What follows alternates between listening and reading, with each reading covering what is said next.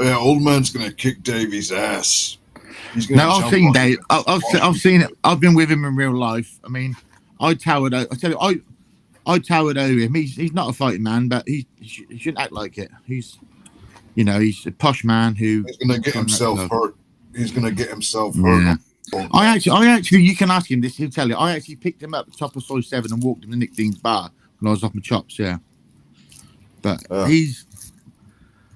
I had a couple of good nights, some good heart to heart with him, and I'm not going to say what we talked about because I'm not that sort of guy, but he had always had the best. How can you say? Upbringing. He had a good upbringing, but he spent a lot of time alone. Do you know what I mean? He hadn't had a group. Alone, Never had like a group of like, he told me once that the only person he was playing with is the maid, like the maid who worked there, but. Yeah, comes across that way. That's not. His upbringing is not his fault, is it? I'm not slagging his upbringing. It's not his fault. No. Was he fat as well? I think he was fat, and that had to do with it. He wasn't fat when I see him. He wasn't fat when I see him, but he I saw him when he was a kid. The first time I met him, I was planning on meeting him at a certain time at a place at a time. So I was driving down the street and I saw him and his wife. So I pulled over and I said, "Do you both want a lift? Jump on the bike." But his wife jumped on the bike. I went to the restaurant with his wife and sat there with his wife. And his wife is a really nice woman, to be fair. And then I met him again about 3 a.m. He rang me up. I'm at this bar that we're behind the shutters. The shutters were closed. That's where Jenny was. So I went round there and I walked in the bar, sat down, and I got this girl's tits out and started sucking them. And he was distraught at what I was doing. And then a girl came, sat on my knee, and I bought her a lady drink. Listen to this, right? This is true. Coco Road knows. So I bought this girl a lady drink. So then David wanted a drink, but the girl was with me, so she couldn't serve him because she's sitting with me on my knee. And then it was quite funny, really. To spite the girl who said she couldn't serve him a drink, he went and spent 40,000 baht on all the other girls, brought them about 15 drinks each. He went to the cash point 2 times to get 40,000 baht out. He did. He spent just to spite the girl I was with, because she said, "I can't buy you a drink. I'm with this customer," like with me. Yeah. So I didn't really meet him for too long, and then I took a girl home from that bar, and then the rest is history. But I So with him, big live stream, he's having a go at you, like bad. Really this is the first stream. This is the first stream. Right. This is the first stream I've been on in a year. Right. The only real friends I say. The only people I class as my friends on this YouTube thing is Grime B. Well, I was with Grime B 2 nights ago.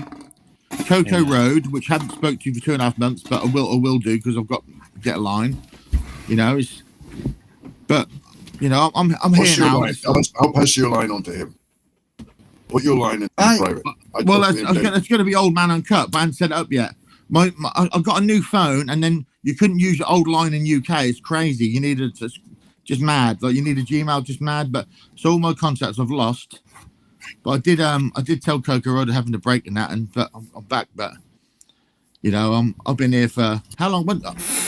I've been Wednesday. I think Monday or Tuesday. Monday or Tuesday, 3 weeks, and I might stay another week because I got poorly in the middle of it. Ty's dead now, right? Ty's dead. Ty's dead, yeah. But I got poorly for 7 days.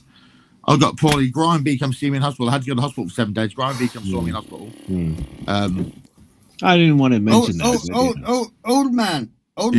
Can I just say it's really nice to hear your voice again. Well, see my mum passed away. I'll be honest here, right? I do appreciate you wanted to come on my. So my mum passed away in August, and I go through probate, this and that, and then the house finally sold. You see, so I got a fucking big old chunk of cash from my mum's house. And I was kept working like a dog, and I thought, now fuck this. So I had 2 weeks. In Cyprus at my auntie's apartment there. I just went and stayed there, and then I just ran growing up. So I've been in Thailand for 3 weeks, but I lost 7 days in hospital. So I might stay for another week. But that was a big house you lived in, wasn't it? That was a nice house you showed up. Yeah, well, I didn't live. My mum lived in it, and I was just lucky that my mum passed away. She was ill for a long time. I mean, she was ill for 3 or 4 years. And she passed away on August 2nd, and I'm just lucky that I had some. She left me. Like a lot of people don't get left anything, Mike. Do you know what I mean? Well, you seem pretty decent and sincere. Like, Davies keeps saying, I know me and you had issues in the past and all that. But it's all just words at the end of the day. I forgive you, just man. words, yeah. But no, I don't forgive anyone. Just a bit of fun, yeah. What the fuck is what I mean, I was upset. For me, it's like overboard. Then it's just words like online. Fucking, you know what I mean? Online. I've been on YouTube for ages, really. What's Davey always? He's saying like you're some mass manipulating. Now, because he thinks, right, Coco Road, right? No one's met him, right? I've spent every night with him for a month twice. He's the most loyal person you'll ever meet. He'll give you his last 10 pence, right? He'd go hungry to feed you. But they think that I tell him what to do, right? When he went to Capio's village and he bumped into the bloke at the bar, and the bloke said, "Look, everyone hates him here. He left his missus here in tears, blah blah blah," which he did, whatever. Right? They thought that was set up. Coco Road was in York, and he met a guy from Pockington, and they think I was set up. But I told Coco Road not to go there, right? I said, "What's the point? Don't go there. No one's going to meet you."